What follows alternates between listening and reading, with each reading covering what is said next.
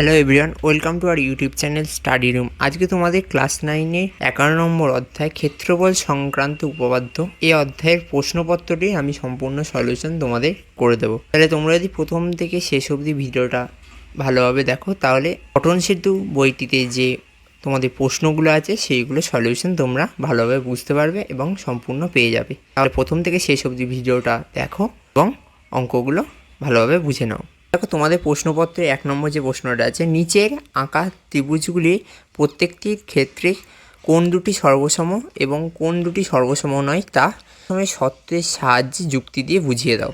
তাহলে প্রথমে আমাদের জেনে নিতে হবে সর্বসম কীভাবে আমরা বলতে পারবো যে কোনো দুটি ত্রিভুজ পরস্পর সর্বসম। তাহলে সর্বসম হওয়ার শর্ত হচ্ছে যে দুটি ত্রিভুজের মধ্যে প্রথম ত্রিভুজের 3টি বাহু এবং দ্বিতীয় ত্রিভুজের 3টি বাহু যদি পরস্পর সমান হয় তাহলে তখন আমরা সর্বসম বলতে পারি। আবার প্রথম ত্রিভুজের যদি 2টি বাহু একটি কোণ এবং অপর ত্রিভুজের 2টি বাহু একটি কোণ হয় তখন আমরা তাকে সর্বসম বলতে পারি। আর 2টি কোণ এবং একটি বাহু তখন তাকে আমরা সর্বসম বলতে পারি। এই শর্তগুলোর মাধ্যমে আমরা কোনো ত্রিভুজকে সর্বসম বলতে পারি। যদি তোমাদের প্রশ্নের যে 4টে ত্রিভুজের ছবিতে আছে সেই ত্রিভুজের প্রথম ছবিটা যদি দেখো তাহলে সেখানে দেখো আমাদের ত্রিভুজের প্রত্যেকটি বাহুর দৈর্ঘ্য দেওয়া আছে। প্রথমে কি 5 সেমি, একটি 6 সেমি এবং একটি 7 সেমি দেওয়া আছে। তারপরে দেখো 3 নম্বর যে ছবিটি সেটার আবার একটি বাহুর দৈর্ঘ্য 6 সেমি, একটি 7 সেমি এবং একটি 5 সেমি দেওয়া আছে। 2 নম্বর ত্রিভুজটার ক্ষেত্রে দুটি কোণের মান দেওয়া আছে এবং 4 নম্বর ত্রিভুজটাতে দেখো দুটি কোণের মান দেওয়া আছে যেটা 45 এবং 60 ডিগ্রি। তাহলে আমরা যে শর্তগুলো বললাম সেগুলো কী কী ছিল, যে এস এস এস একটি, তারপর এস এ এস আর একটা হচ্ছে এ এস এ।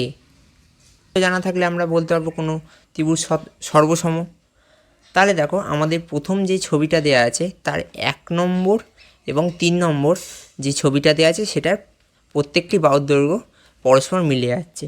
তাহলে আমাদের এখানে 1 নম্বর যে শর্তটা যেটা হলে আমরা বলতে পারবো কোনো দুটি ত্রিভুজ সর্বসম সেটা আমাদের স্যাটিসফাই করছে।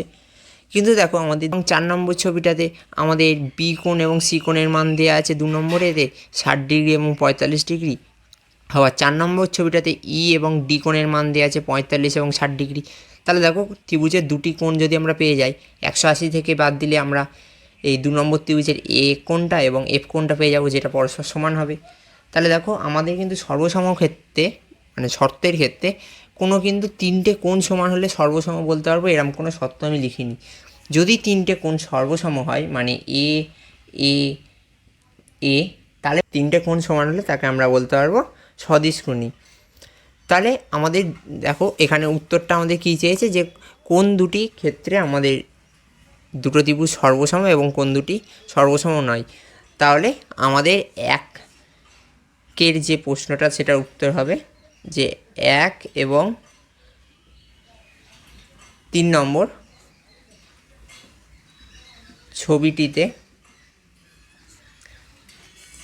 ত্রিভুজের বাহুর দৈর্ঘ্য যথাক্রমে 5 সেন্টিমিটার, 6 সেন্টিমিটার এবং 7 সেন্টিমিটার। সর্বসমতার সূত্র থেকে আমরা বলতে পারি ত্রিভুজের 3টি বাহুর দৈর্ঘ্য সমান হলে সেটি সর্বসম ত্রিভুজ। এবার দেখো তারপরে আমাদের চেয়েছে কোন দুটি সর্বসম নয় সেটা আমাদের বোঝাতে হবে। তাহলে আমাদের নেক্সট উত্তরটা হবে যে 2 নম্বর এবং 4 নম্বর ত্রিভুজটি সর্বসম নয়, কারণ এই দুটি ত্রিভুজের কোন তিনটি সমান অর্থাৎ এটি সদৃশ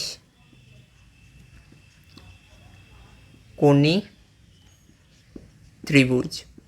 তাহলে এই ছিল তোমাদের 1 নম্বর প্রশ্নের উত্তর। এবার 2 নম্বর প্রশ্নটা দেখা যাক। এবার দেখো 2 নম্বর প্রশ্নে তোমাদের এরকম একটা ছবি দেওয়া আছে যেখানে দুটি সমান্তরাল সরলরেখাকে অপর একটি সরলরেখা তির্যকভাবে ছেদ করেছে। তাহলে তোমাদের এখানে বার করতে বলেছে যে এখানে কোণগুলি অনুরূপ কোণ সেটা চিহ্নিত করো।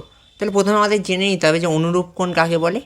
দুটি সমান্তরাল সরলরেখাকে অপর একটি সরলরেখা তির্যকভাবে ছেদ করলে ছেদকের একই পাশে যে কোণ উৎপন্ন হয় তাকে অনুরূপ কোণ বলে। তাহলে তোমরা যদি সামন্তরিকের ধর্ম বলে যে অধ্যায়টি আছে সেই অধ্যায়ের ভিডিওটা না দেখে থাকো, সেইখানে আমি খুব ভালোভাবে তোমাদের এই কোণের ধারণা নিয়ে আলোচনা করেছি। তা অবশ্যই তোমরা আগে সেই সামন্তরিকের ধর্ম সেই অধ্যায়ের ভিডিওটা ভালোভাবে দেখো, তাহলে খুবই ভালোভাবে তোমরা সহজেই এই অনুরূপ কোণ, একান্তর কোণ, বিপ্রতীপ কোণ এই সমস্ত সম্পর্কে ভালোভাবে ধারণা পেয়ে যাবে। তাহলে এই অঙ্কটায় আসা যাক এবার। তাহলে এখানে তোমাদের যে জানতে চেয়েছে যে অনুরূপ কোণ কোনগুলি, তাহলে এখানে আমাদের অনুরূপ কোণগুলি হবে 2 নম্বরের সাথে আমাদের অনুরূপ কোণ হচ্ছে 6 নম্বর কোণ, অর্থাৎ দেখো এই কোণটার অনুরূপ কোণ এই কোণটা।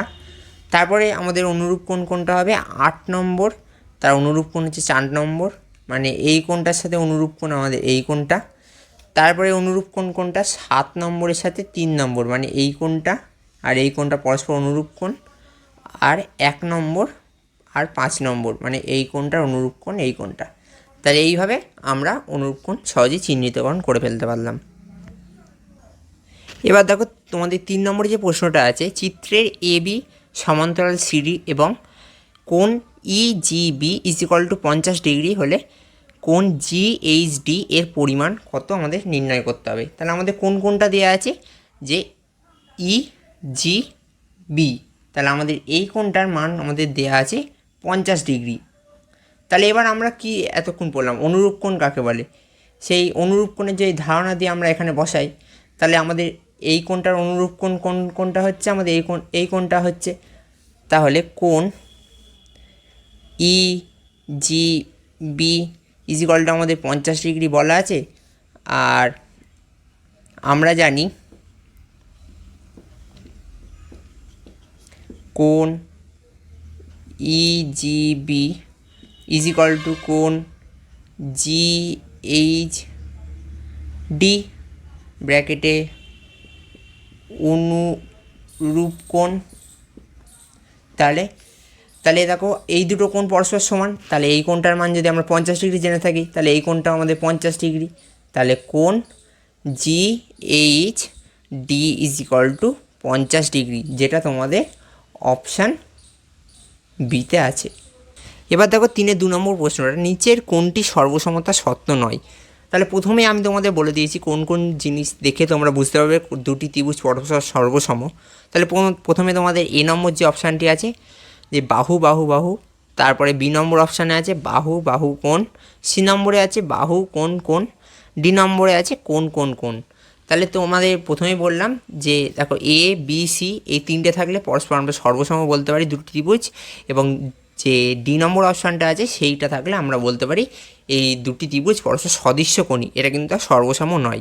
তাহলে আমাদের এখানে অপশান D হবে, যেটা হবে কোণ কোণ কোণ।